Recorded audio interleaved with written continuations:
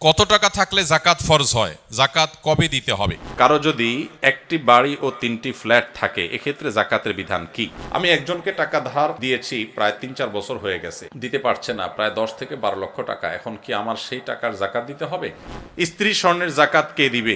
যদি স্ত্রী মালিক হয় কিন্তু স্ত্রীর ইনকাম না থাকে, তাহলে কি হবে? স্বর্ণ বিয়েতে কিংবা বিভিন্ন উপহারের মাধ্যমে পেয়েছে। জাকাত কত টাকা হলে ফরজ হয়? এর উত্তর হলো, কেউ যদি 52.5 ভরি রূপা, এটা অথবা রূপার সমমূল্যের সম্পদ, নগদ অর্থ, ব্যাংক ব্যালেন্স অথবা ব্যবসার মাল, যে পণ্য কেনা হয়েছে বিক্রির জন্য, এরকম কোনো মাল যার কাছে আছে যেটার মূল্য দাঁড়ায় 52.5 ভরির সমান, এইরকম সম্পদের মালিক যদি কেউ হয় এবং সেই সম্পদ তার কাছে 1 বছর থাকে, তাহলে 1 বছর পর ওই সম্পদের বাজার মূল্য হিসেব করে 1 বছর পর 2.5% জাকাত দিতে হবে, অর্থাৎ লাখে 2,500 টাকা। এভাবে হিসাব করে তাকে জাকাত দিতে হবে। বর্তমানে রূপার যে বাজার দর, সেটা হিসাব করলে প্রায় 2.25 লাখ টাকার কাছাকাছি হয় 52.5 ভরি রূপার দাম। এটা ভ্যারি করে, উঠানামা করে।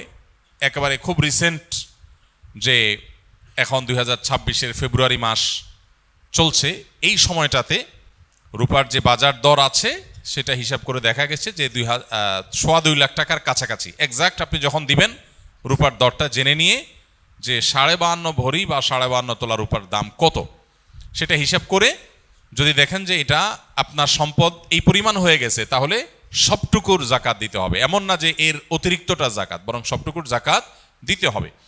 জাকাত দেওয়াটাকে জরিমানা মনে করা, এটা কিয়ামতের আলামত। সহিহ বুখারীতে আসছে, নবী সাল্লাল্লাহু আলাইহি ওয়াসাল্লাম বলেছেন, একটা সময় আসবে মানুষ যখন জাকাত দেওয়াটাকে তার জন্য অর্থদণ্ডের মতো বিষয় মনে করবে, জরিমানার মতো বিষয় মনে করবে। এটা ভুল ধারণা আমাদের সমাজে। কারণ আমরা মনে করি যে জাকাত দিলে বোধহয় লস হয়ে যায়, কমে যায়। বরং জাকাত দিলে এটা তো আমার আখিরাতের অ্যাকাউন্টে জমা হয়ে গেল, এটা বরং আমার স্থায়ী হয়ে গেল, নিশ্চিত হয়ে গেল, বাকিগুলোর গ্যারান্টি নেই। এই জন্য জাকাত দিতে পারাটা সৌভাগ্যের বিষয়। আর জাকাত কখন ফরজ হয়? এর উত্তর হলো যে জাকাত ফরজ হয় প্রত্যেকটা ব্যক্তির অর্থ বছরের আলোকে। সবার অর্থ বছর একরকম নাও হতে পারে। ধরুন আমি জিলহজের 1ম তারিখে জাকাত দেওয়ার মতো সম্পদের মালিক হয়েছি, তাহলে পরবর্তী বছর জিলহজের 1ম তারিখে আমার জাকাত আসবে। কেউ যদি মুহররম মাসে জাকাত দেওয়ার মতো সম্পদের মালিক হয়ে থাকে, তাহলে 1 বছর পর মুহররম মাসে তার জাকাত তার উপরে বর্তাবে। তো জাকাত বর্ষ এটা নির্ভর করে ব্যক্তি কখন সম্পদের মালিকানা আসছে তার উপরে। এখন কেউ যদি জাকাত দেওয়ার সুবিধার্থে, হিসাব করার সুবিধার্থে সে যদি একটু আগে দিয়ে দেয়, ধরা যাক যে আমার জিলহজে আসে, আমি রমজানে দিয়ে দিলাম হিসাব করে, কোনো অসুবিধা নেই, জাকাত অগ্রিম দেওয়া যায়, যে প্রতি বছর আমি রমজানে দিলাম, সমস্যা নেই। আমাদের সমাজে অনেকে মনে করেন রমজান মাসেই জাকাত দিতে হয়। জাকাত রমজান মাসেই শুধু দিতে হয় এমন কোনো কথা নেই। তবে এটা ঠিক, রমজান মাস আমলের মাস, সওয়াবের মাস, এ মাসে আমরা বেশি বেশি সওয়াব হাসিল করার চেষ্টা করব ইনশাআল্লাহ বিইذনিল্লাহ। সেই জায়গা থেকে আমরা নফল দান, অন্যান্য সাদাকা করব এবং বিশেষভাবে যদি জাকাত দেওয়ার চেষ্টা করি ইনশাআল্লাহ, সেটাও আল্লাহ তাআলার কাছে আমরা বিশেষ আজরের আশা করতে পারি। স্ত্রী স্বর্ণের জাকাত কে দিবে? যদি স্ত্রী মালিক হয় কিন্তু স্ত্রীর ইনকাম না থাকে, তাহলে কি হবে? স্বর্ণ বিয়েতে কিংবা বিভিন্ন উপহারের মাধ্যমে পেয়েছে। স্ত্রীর স্বর্ণ গহনার মালিক কে? আগে সেটার উত্তর দেন। বইয়ের স্বর্ণের মালিক কে?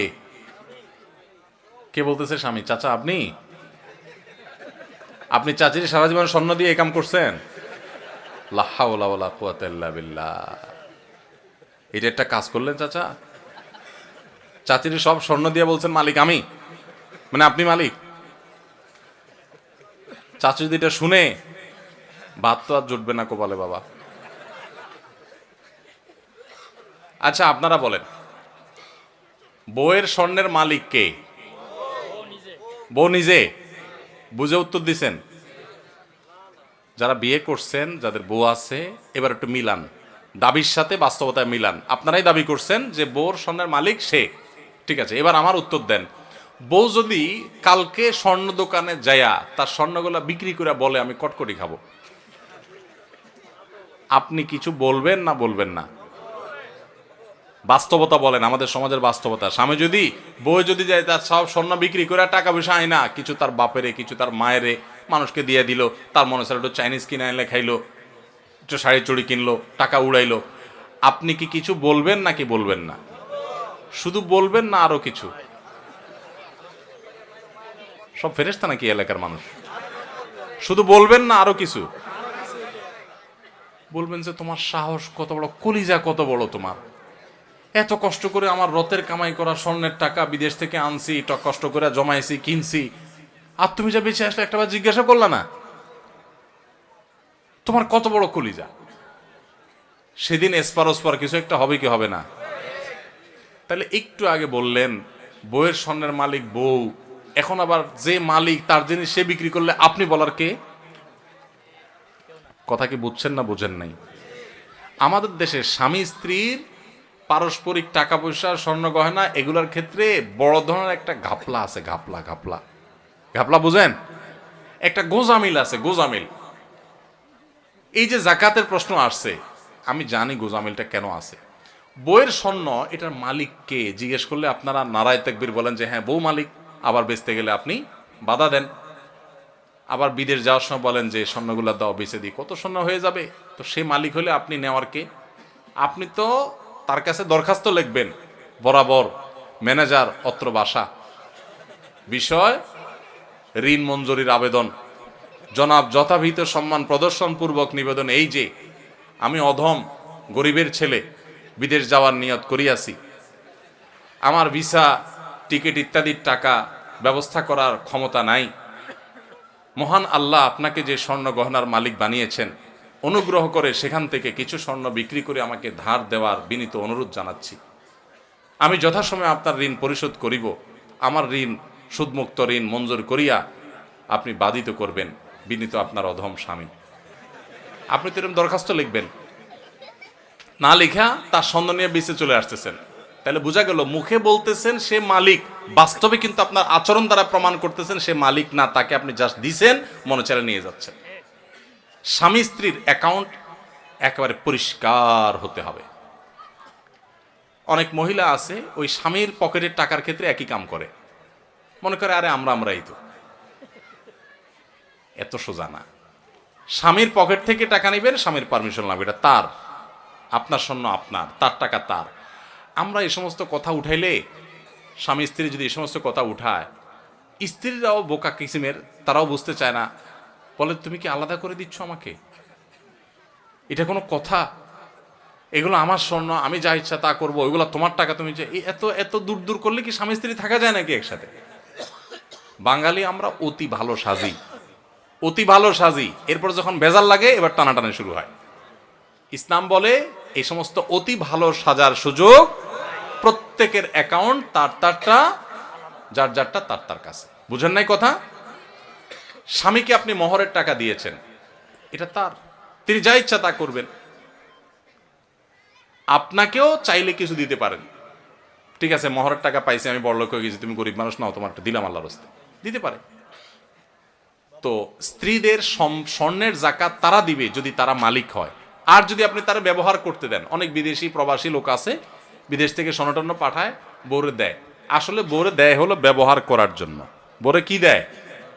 মালিক বানায় দেয় না। মালিক কিন্তু সে, মতলব খারাপ, বেঁচে ফেলবে, এই জন্য বউর কাছে দেয় শুধুমাত্র। তাহলে এক্ষেত্রে জাকাত স্বামী দিবে যদি মালিক স্ত্রীকে না বানায়।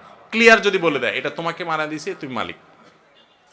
অবশ্যই সে যদি এটাকে যত্রতত্র বিক্রি করে টাকা পয়সা নষ্ট করে, যেমনি সেমনে খরচ করে, স্বামী হিসাবে অবশ্যই তিনি তাকে পরামর্শ দিবেন। সেটা হবে হিতাকাঙ্ক্ষী সুলভ, সেটা খবরদারি সুলভ না যে তুমি এটা কাজ করলা, যেন তেনভাবে করে ফেলছো, তোমারই তো জিনিস, তোমারই কাজে লাগতো, আর একটু ভালো কাজে লাগাইতা, আরো দাম বাড়তো তখন দাম পাইতা, আমার একটু জিজ্ঞেস করতা কোথায় একটু বেশি ভালো দাম পাওয়া যায়, ইত্যাদি ইত্যাদি। হিতাকাঙ্ক্ষী সুলভ আপনি সেখানে কথা বলতে পারেন, সেটা না করে আপনি করেন কি খবরদারি সুলভ। ঠিক না বেঠিক? এগুলো করা যাবে না। তাহলে স্ত্রীর গহনার জাকাত স্ত্রী দিবে। এখন প্রশ্ন হলো স্ত্রীর গহনার জাকাত যে দিবে, বেচারে টাকা পাবে কই? উত্তর হলো মোহর দেন নাই নিশ্চয়ই। মোহর যদি দিতেন তাহলে মোহরের টাকা থেকে রেখা রেখা সে খরচ করতো, জাকাত দিতে পারতো।